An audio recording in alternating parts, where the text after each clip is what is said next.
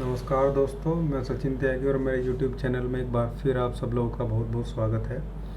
और आज हम बात करेंगे एक कॉमन सी प्रॉब्लम है जिसको बहुत सारे लोग आजकल फील कर रहे हैं। खासकर कोविड के बाद हम देख रहे हैं बहुत सारे लोगों में ये प्रॉब्लम आ रही है, लेकिन कोविड के बिना भी गलत लाइफस्टाइल और दूसरे कारणों से ये समस्या हमें देखने को मिल रही है। वो है fatigue syndrome, chronic fatigue syndrome, या फिर लगातार कंटिन्यूस जो है वो थकान बने रहना, हर टाइम थकान महसूस देना। ये प्रॉब्लम है, बड़ी समस्या है इसके बहुत सारे कारण हो सकते हैं। उनमें से एक बहुत नॉर्मल और जो फर्स्ट नंबर पे मैं कारण जो रखना चाह रहा हूँ वो है ज़रूरत से ज़्यादा टाइम काम करना, ज़रूरत से ज़्यादा स्ट्रेस, तनाव को लेना। ये इसका सबसे बड़ा कारण है जो वर्किंग प्रोफेशनल्स में जो फटीग सिंड्रोम जो बना हुआ है उसको उस पर देखने को मिल रहा है। एक्चुअली क्या होता है कि जब जो हमारी एक ग्लैंड होती है किडनी के ऊपर, किडनी के जस्ट टॉप पे वो ग्लैंड जो है वो वहाँ पे होती है, एड्रेनल जो ग्लैंड है वो, वहाँ से एक हार्मोन रिलीज़ होता है, कोर्टिसोल उसको हम बोलते हैं, और वो रेगुलेट करता है हमारे ब्लड प्रेशर को, स्ट्रेस लेवल को मेंटेन करता है, ब्लड शुगर को जो कंट्रोल करता है उसके लेवल को मेंटेन करके रखता है, कितना फ्लो ब्लड में करना है कितना नहीं करना है, स्लीप को हमारी जो है वो मेंटेन करता है। तो और लगातार जो आप स्ट्रेस वाले काम करते रहेंगे और ये सारी चीज़ें, स्ट्रेस जब उसको स्ट्रेस होगा फिर वो कहीं ना कहीं उसको कुछ लोग चाय बहुत ज़्यादा पीते हैं, कुछ लोग स्मोकिंग करते हैं, कुछ लोग फिर अल्कोहल का सेवन करते हैं, मतलब शराब पीते हैं वो स्ट्रेस लेवल को रिड्यूस करने के लिए। उनको लगता है ऐसा कि वो रिड्यूस हो रहा है, एक्चुअली वो रिड्यूस नहीं होता है वो, और हमारा जो स्ट्रेस हार्मोन है कोर्टिसोल उसको डिसबैलेंस कर देता है, गड़बड़ कर देता है, जिसकी वजह से फिर जो ब्लड शुगर जो है वो अप डाउन होने लगता है, ब्लड प्रेशर अप डाउन होने लगता है, स्लीप डिस्टर्ब हो जाती है। तो ये सारा जो मेन सिम्टम्स है ये है जिसको आपको मैनेज करना है, मतलब स्ट्रेस को मैनेज करना है। जो चीज़ अल्कोहल, स्मोकिंग या चाय, कॉफ़ी, इन चीज़ों से वो मैनेज या कंट्रोल नहीं होता है। उसको मैनेज करने के लिए उसका तरीके होते हैं जो फिर कभी किसी वीडियो में हम देख सकते हैं। तो ये एक कारण इसका हो गया जो हमारा जो क्रोनिक फटीग सिंड्रोम है। फिर ये सारी चीज़ें डिसबैलेंस जब हो जाती है, ढंग से नींद नहीं आएगी, ब्लड प्रेशर कंटिन्यूस अप हो रहा है या डाउन हो रहा है, ब्लड शुगर कंटिन्यूस अप चल रहा है, तो फिर उस आदमी को थकान लगेगी। तो ये सबसे बड़ा कारण है खासकर वर्किंग प्रोफेशनल्स में। दूसरे कारणों में जो आज के टाइम अभी के कारण है उसमें है बहुत ज़्यादा गैजेट्स का यूज़ करना, टैबलेट्स, मोबाइल फ़ोन, कंप्यूटर्स और टीवी का भी बहुत ज़्यादा देर तक देखना, और कंटिन्यूस बहुत सारे लोग रात को 2 बजे, 2:30 बजे, 3 बजे तक जाग रहे हैं, मतलब 12 बजे 11 बजे के बाद ही वो लोग सोने के लिए जा रहे हैं। तो उनको मतलब एक अच्छी प्रॉपर नींद उनको नहीं मिल रही है। और जब आपको 6 से 7 घंटे अकॉर्डिंग टू एज, 8 घंटे तक भी अकॉर्डिंग टू आपके वर्क के अकॉर्डिंग इतनी नींद आप नहीं ले रहे हैं, तो बहुत सारे हॉर्मोन्स जो रात को रिलीज होते हैं जब आप गहरी नींद में होते हैं, 6-7 जो प्रोसेस हैं जो गहरी नींद में कंप्लीट होते हैं वो कंप्लीट नहीं हो पा रहे हैं। तो फिर आपके जो बॉडी को जो वो सारे हार्मोन्स और वो सारी चीज़ें नहीं मिल रही हैं, तो कहीं ना कहीं प्रॉब्लम आ गई। उसमें सबसे बड़ी जो प्रॉब्लम है वो यही आती है कि फिर वो जो फटीग सिंड्रोम है जो क्रोनिक बन जाता है। फिर क्रोनिक फटीग सिंड्रोम मतलब लगातार उसको थकावट बनी रहती है। कॉन्स्टिपेशन की प्रॉब्लम भी ऐसी मोस्टली उसमें देखा गया, मतलब ये सीधा सीधा है कि जो मेटाबॉलिज्म रेट है वो डिस्टर्ब हो जाता है, वो स्लो हो जाता है। तो उससे क्या है कि बहुत सारी प्रॉब्लम वहाँ पे बनती है। फिलहाल हम फटीग की बात करें तो ये प्रॉब्लम तो मेन उसमें बनेगी ही, प्रॉपर और अच्छी गहरी नींद ना लेने के कारण। और फिर एक और जो नेक्स्ट थर्ड जो मेन जो कोज है, जो मेन कारण है वो है सेडेंटरी लाइफस्टाइल, लगातार लेटे रहना, लगातार फिजिकल वर्क ना करना, फिजिकल वर्क करने से कतराना। और उसमें ऐसा भी है कि बहुत सारे लोग बोलते हैं कि भाई इतनी थकावट है, इतने थके हुए हैं कि हम कुछ कर नहीं सकते हैं, यहाँ से वहाँ उठ के नहीं बैठ सकते हैं, 10 कदम नहीं चल सकते हैं, 20 कदम नहीं चल सकते हैं, क्योंकि हम बहुत थके हुए हैं कंटिन्यूस। हालांकि जब वो थोड़ी सी भी हरकत करते हैं, वॉकिंग भी अगर वो स्टार्ट कर दें कुछ दिन लगातार, तो 10 15 20 दिन में उनकी स्थिति में सुधार आ जाता है, क्योंकि जो मेटाबॉलिक जो प्रोसेस है उनका, वो उसमें भी सुधार होगा। और उसमें सुधार होगा तो सीधी सी बात है, जो थकावट है, जो दूसरी प्रॉब्लम आ रही है, वो भी धीरे धीरे सही हो जाएंगी। फिर है आजकल की जो डाइट की प्रॉब्लम है, ज़्यादा कार्बोहाइड्रेट्स ले रहे हैं, ज़्यादा कार्ब्स हम ले रहे हैं, रिफाइंड शुगर ज़्यादा ले रहे हैं।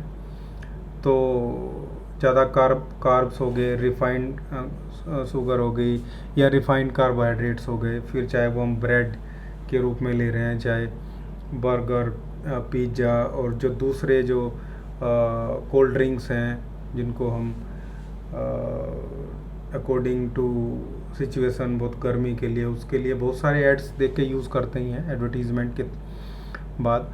लेकिन आप देखें तो उनमें इतना शुगर होता है कि जो मतलब कार्बोहाइड्रेट की सीधी सीधी अगर हम बात करें तो ये जो जिसको मैनेज करने के लिए जो आपकी बॉडी है, उसको इंसुलिन का लेवल बढ़ाना होता है, और इंसुलिन का लेवल फिर बहुत ज़्यादा उस टाइम बढ़ जाता है जब आपने वो लिए हैं उनको डाइजेस्ट करने के लिए, और फिर डाउन होता है। तो यानी कि अप डाउन जब इंसुलिन लगातार कंटिन्यूस बना रहेगा, तो ऐसी स्थिति में हमें थकान लगातार महसूस देगी, उबकाई सी आती हुई दिखेंगी, और उबासी रहेगी, उसके जो लगातार नींद आने जैसी कंडीशन है वो उसके साथ बनी रहेगी।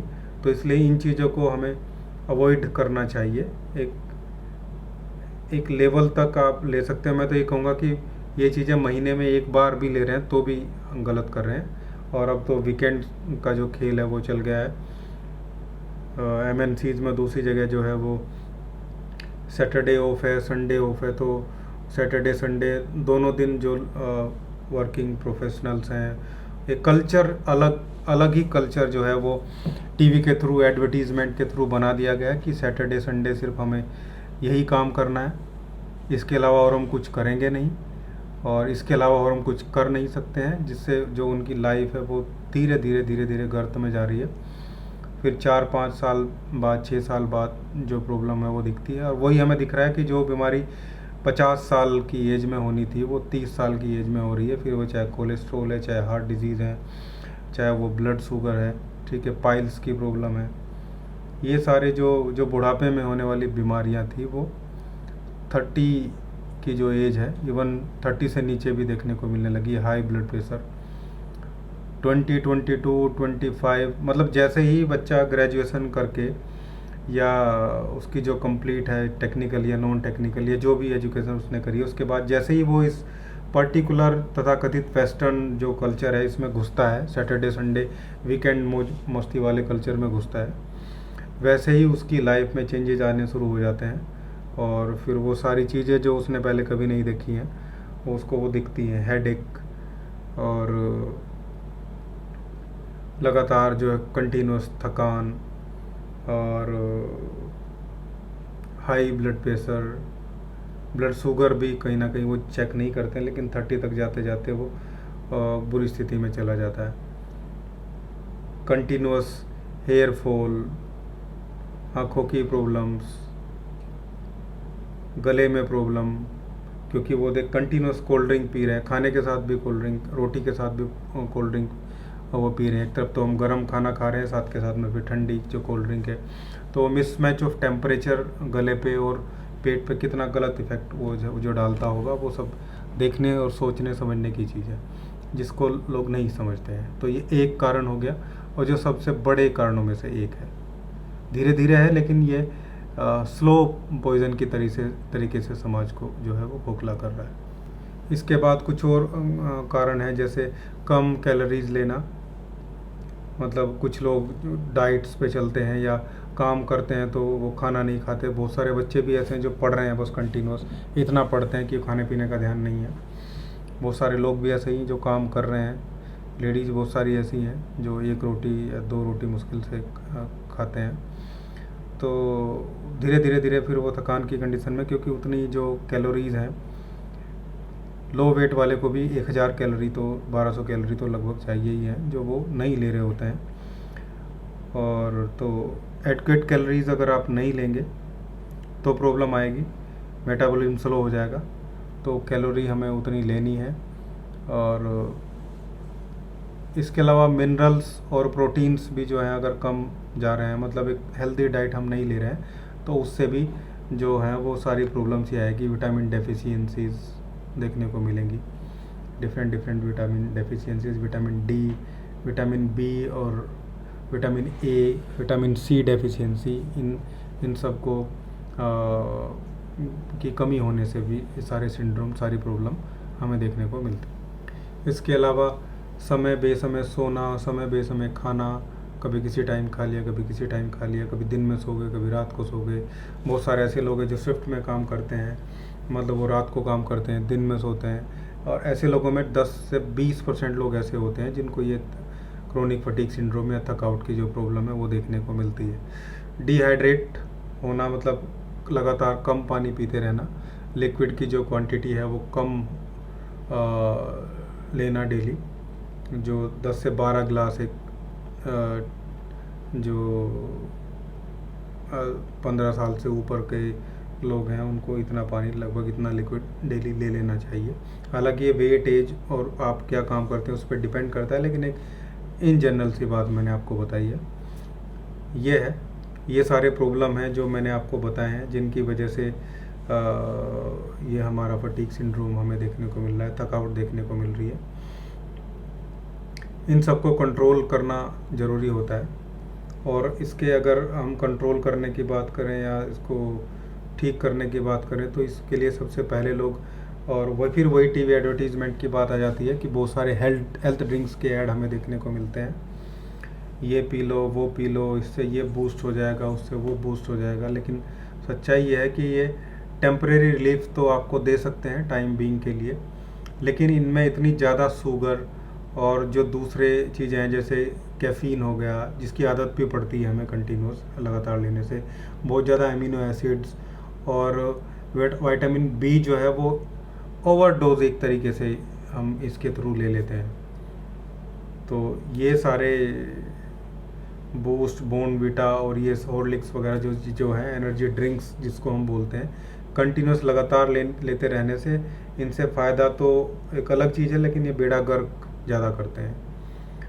तो इससे अच्छा है कि आप, फिर ये बहुत सारे वो भी दिखावा करते हैं, इसमें ये हर्ब पड़े हुए हैं, इसमें वो पड़े हैं, इसमें अश्वगंधा है, इसमें ये है। तो मैं ये कहूँगा कि इन सब चीज़ों को ना लेके आप जो हर्ब्स हैं उनको ही सीधा लें, और उनसे आपको सीधे सीधे हेल्प मिलेगी। हालांकि मैं अब आपको नेचुरल जो इसका ट्रीटमेंट है होम्योपैथी के थ्रू, वो मैं आपको बताने वाला हूँ, इलेक्ट्रोहोम्योपैथी के थ्रू भी।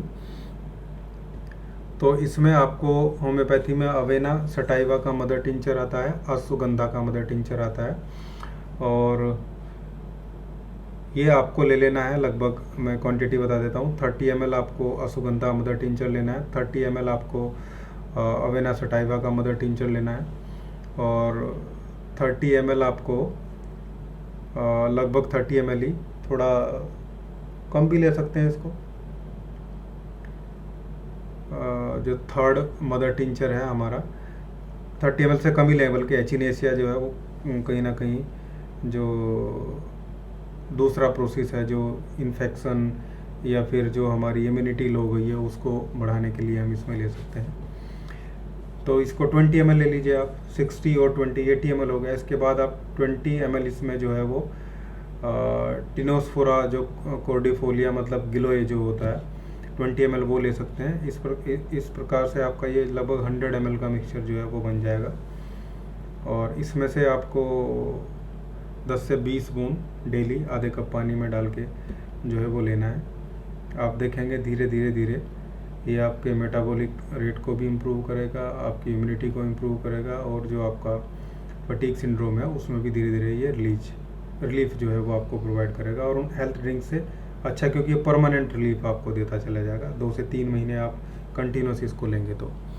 इसके अलावा इलेक्ट्रो होम्योपैथी में हम बात करें जो बहुत जल्दी आपको जो है वो रिलीफ प्रोवाइड करेगा, इन वाली मेडिसिन से भी जल्दी और परमानेंट रिलीफ आपको मिलेगा। लेकिन प्रॉब्लम यही है कि अभी इलेक्ट्रो होम्योपैथी की जो रेमेडीज़ हैं वो उतने आम लोगों के लिए उतनी अवेलेबल नहीं है। इसके लिए मैं आपको बोलूँगा किसी आप इलेक्ट्रो होम्योपैथी प्रोफेशनल के पास जाएं, आपके शहर में ज़रूर मिलेगा। इंडिया में ऐसा कोई ज़िला, ऐसा कोई शहर नहीं है जहाँ पे आपको भी इलेक्ट्रो होम्योपैथी प्रोफेशनल प्रैक्टिस करते हुए ना मिले। इसमें आपको S1, L1 और A3 को फर्स्ट या सेकंड डाइल्यूशन में लेना है खाना खाने से पहले 10 बूंद दिन में 3 बार। खाना खाने के साथ भी ले सकते हैं, क्योंकि S1 जितना असर खाना खाने के पहले करता है उससे ज़्यादा असर खाना खाने के साथ लेने से करता है। S1, L1 और A1, A3 शायद मैंने पहले बता दिया था। S1, L1 और A1 आपको लेना है 10 बूंद खाना खाने से 10-15 मिनट पहले आधे कप पानी में दिन में 3 बार। इसके अलावा S10, C15, F1 और WE ये मेटाबॉलिक प्रोसेस को भी हमारे S1 भी करेगा और S10 भी करेगा, दोनों मिलके ही करते हैं। ये आपको फर्स्ट या सेकंड डाइल्यूशन में लेना है, वैसे ही 10 ड्रॉप खाना खाने के बाद दिन में 3 बार।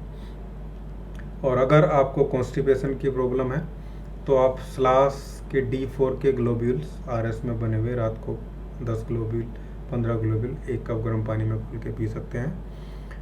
वो आपको उस स्थिति में जो है वो लाभ प्रोवाइड करेंगे। तो ये दोनों टाइप के ट्रीटमेंट मैंने आपको इसमें बता दिए हैं, इसके कारण भी बता दिए हैं। और उम्मीद करता हूँ आपको अच्छा लगा होगा। अच्छा लगा है तो लाइक कीजिए, शेयर कीजिए और चैनल को सब्सक्राइब जरूर कीजिएगा। धन्यवाद।